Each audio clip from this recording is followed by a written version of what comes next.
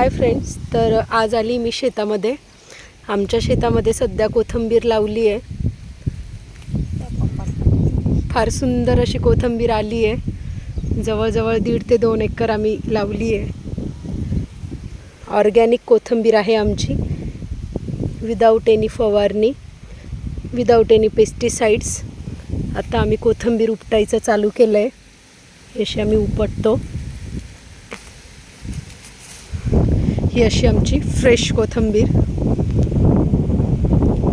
हे बघा, शेजारीच आमचं टोमॅटोचं पण आहे. थोडे टोमॅटोही लावलेत आम्ही. आणि हा असा हे इथं आम्ही हे ठेवतो कोथिंबीर. असे रोजचे आमचे 10 ते 20 कॅरेट जातात.